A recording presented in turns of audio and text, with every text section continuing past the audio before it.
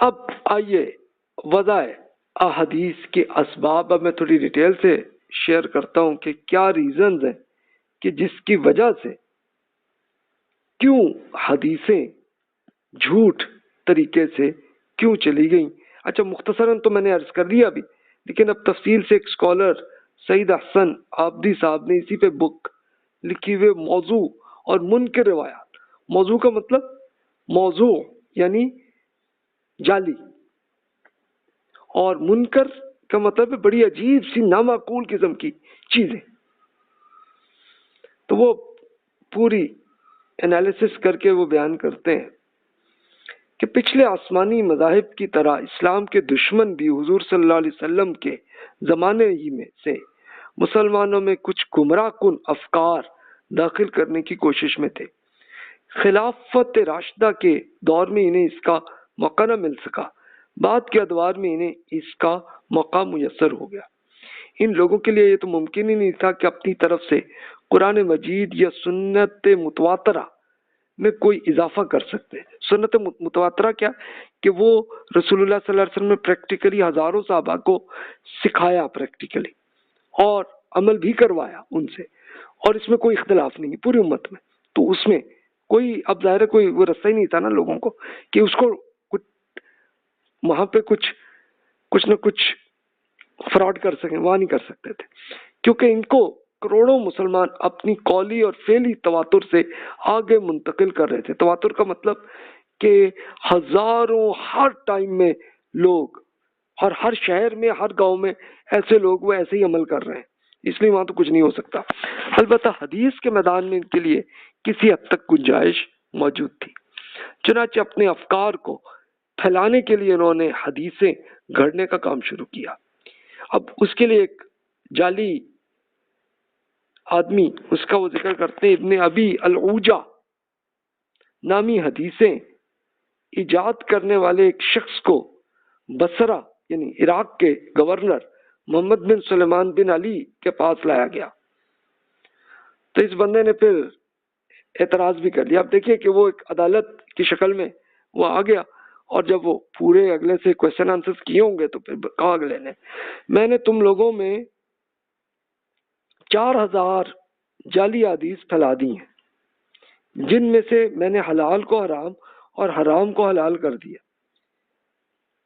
تو پھر گورنر نے کہا کہ بھی جواب میں کہا کہ ٹھیک ہے بھائی، محدثین انہیں چھانٹ کر الگ کر لیں گے، یعنی کون سے اوتھینٹک ہیں کون سی جعلی ہیں اس کو وہ الگ کر لیں گے انشاءاللہ. کوئی بات نہیں، تم نے اگر اتنا کر لی حرکت، انہوں نے جو سزا دینی ہوگی دے دی ہوگی اس ابن ابی العوجہ کی، تو وہ تو اب مجھے نہیں پتا اس کا کیا ان کو سزا دی، لیکن بہرحال اگلے نے بتا دیا کہ دیکھو میں نہیں کیا. یہ اپنے جرم کا اعتراف کر لیا. اب دوسری بات پھر مزید بتاتے ہیں، اس دور تک امت میں سیاسی گروہ بندی بھی اپنے عروج پہ پہنچ گئی تھی. ہر دھڑے کے کم علم اور کم فہم افراد نے اپنی اپنی پسندیدہ شخصیات کی فضائل اور ناپسندیدہ شخصیات کی مذمت میں جعلی حدیثیں گھڑی اور انہیں بیان کرنا شروع کر دیا. اچھا ظاہر ہے کہ اس وقت لوگوں کی محبت صحابہ کرام سے تھی، تو صحابہ کرام میں سے کچھ شخصیات یعنی جن کو انہوں نے یہی بیان کرنا کہ دیکھو جی ہم تو ان کی پارٹی کے ہیں، اور ان صحابی کے بارے میں کوئی نہ کچھ جعلی حدیثیں وہاں پہ کرنا کہ رسول اللہ صلی اللہ علیہ وسلم ان کی تعریف کرتے تھے. مثال کے طور پر بہت زیادہ آپ کو سیاسی اعتبار سے ایک تو علی رضی اللہ عنہ کے بارے میں بڑی تعریفیں ملیں گی جعلی حدیثوں میں، اور اسی طرح طلحہ، زبیر اور معاویہ رضی اللہ عنہ ان کے بارے میں بھی بڑی جعلی ملیں گی. اچھا اس میں پازیٹیو بھی ملیں گی آپ کو، نیگیٹو بھی ملیں گی ان چاروں شخصیات کے، یعنی علی، معاویہ، زبیر اور طلحہ رضی اللہ عنہ. ان کے نیگیٹو بھی ملیں گی اور پازیٹیو بھی بڑی ملیں گی جعلی حدیثیں. کیوں؟ اس لیے کہ انہی کے نام پہ ہی سیاست چلا رہے تھے لوگ.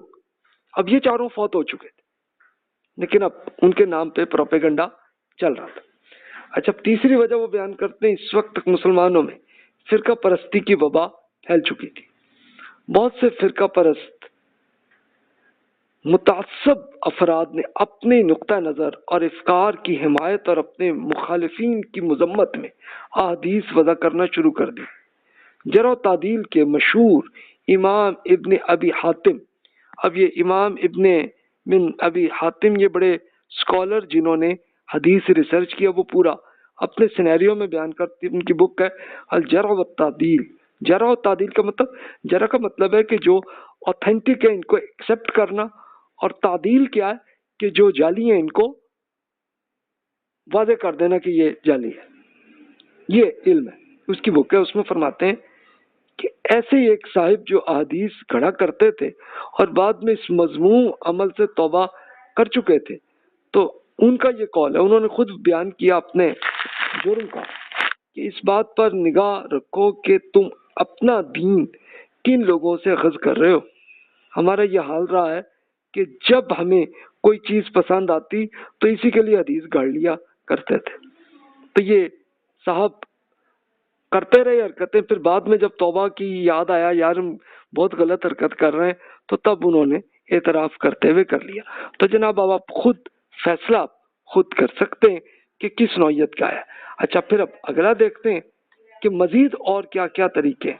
یہ مقدمہ صحیح مسلم، یعنی مسلم اسکالر نے جو ریسرچ کیے تو انہوں نے انہی کے ارشادات، لیکن یہ لکھے یہ اسی ڈاکٹر سعید احسن عابدی صاحب نے اس کی پوری ڈیٹیل بیان کی ہے۔ تو مزید دیکھیے۔ اچھا جی، اب یہ دیکھتے ہیں مزید کیا کیا فراڈ کے اور کیا ریزنز تھیں۔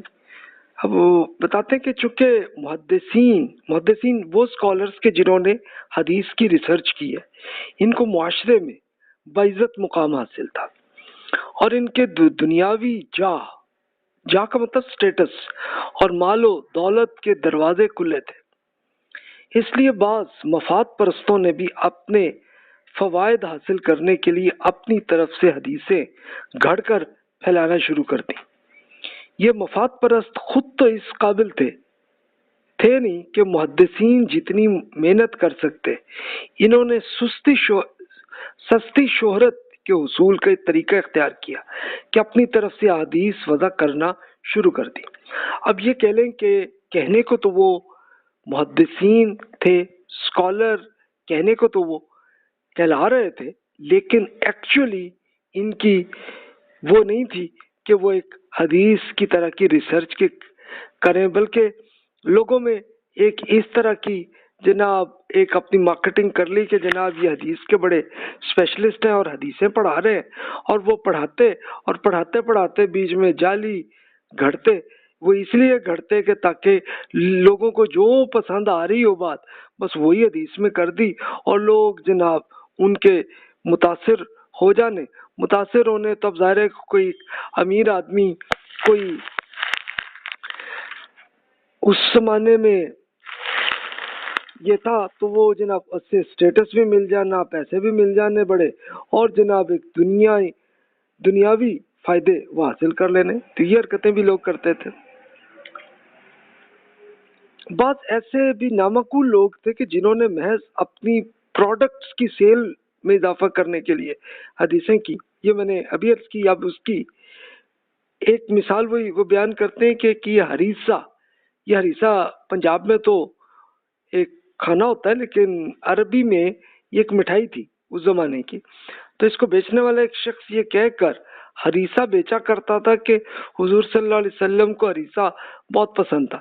تو اب دیکھیں یہ مارکیٹنگ کا ایک یہ ٹول کے طور پہ حدیث انہوں نے ایجاد کی۔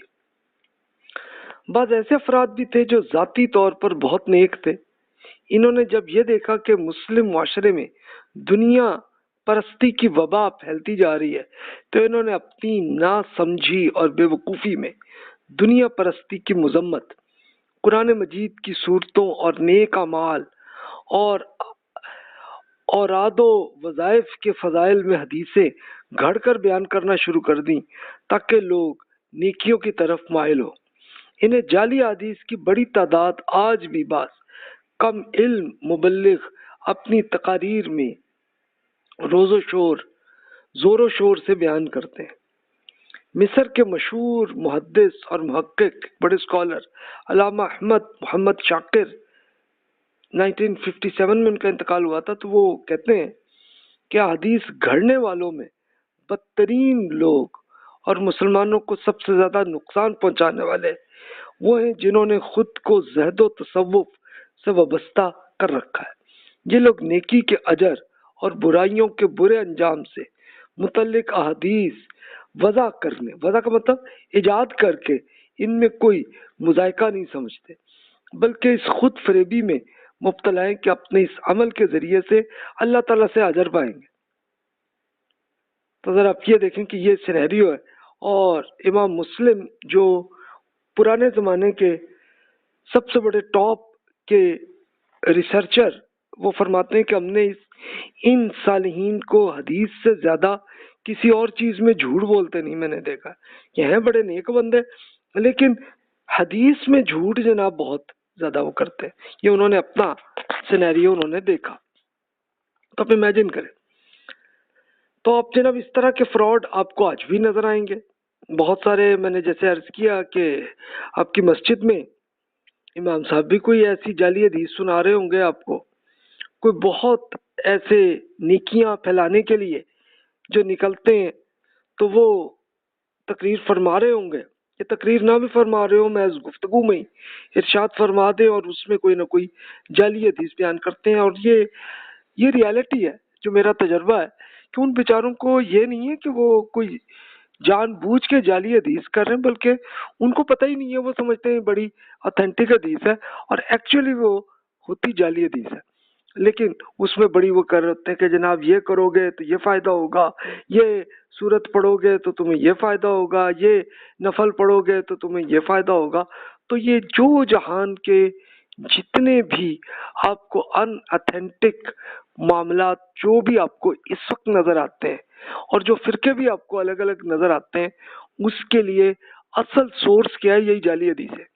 وہیں سے مسلمانوں کے فرقے الگ ہوئے، الگ ہو کے لڑائی جھگڑے بھی ہوئے، اور پھر اب سے کچھ عرصہ پہلے ہی یہ ہوا کہ ایک دوسرے کو قتل بھی کرنے لگے، مسجدیں بھی جناب بم وہاں پہ اڑانے لگے، اور یہ سلسلہ اصل ریزن یہ ہے۔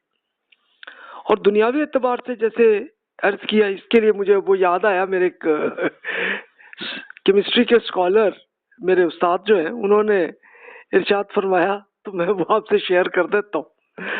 کہتے بھی تم کیمسٹری پڑھ رہے ہو تو اب یہ حرکت نہ کرنا کہ تم چلے جاؤ اور کئی دیہاتی علاقوں میں جا کے وہاں پہ، اب وہ ظاہر بیچارے ان پڑھ ہوتے ہیں، ان کو اتنا پتہ نہیں ہوتا، اور وہ وہاں پہ جا کے تم جناب کہو کہ دیکھو میرے پاس بہت بڑی کرامت ہے، میرے پاس بڑا معجزہ تمہیں دکھا سکتا ہوں، اور معجزہ کیا دکھائے کہ جناب ایک کیمیکل دوسرے کیمیکل میں ڈالے اور وہ جناب نگل کے جناب ایک دم بہت پھیل جاتا ہے۔ کہتا دیکھو جی یہ پانی ہے، پانی کو میں یہ بھی کر لیتا ہوں، تو کرتا ہو تو اگلے آپ کے مرید بن جائیں اور وہاں سے تم وہ پیسے کماؤ، یا فراڈ نہ کرنا۔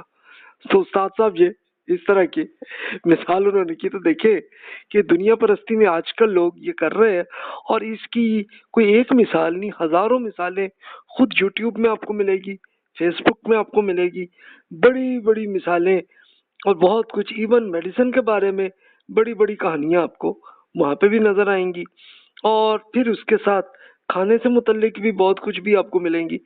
اچھا اب وہ چلو شکر اللہ کا کہ آج کل جعلی حدیثیں نہیں کرتے، وہ اپنی بڑی جناب سائنس کے طریقے سے ہی اپنا کر رہے ہیں، کیونکہ لوگ آج کل سائنس میں متاثر ہیں تو وہ اس لحاظ سے کر رہے تھے۔ لیکن اس زمانے میں، یعنی جو دوسری تیسری ہجری کا جو پیریڈ ہے، جس کو آپ کہہ لیجئے کہ اراؤنڈ 700 to 900 سی کا پیریڈ ہے، اس میں لوگ یہ حرکتیں حدیث کے ذریعے یہ کرتے تھے۔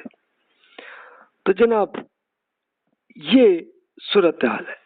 اب آئیے جعلی اور قابل اعتماد حدیث کی ریسرچ کا طریقہ کیا کریں۔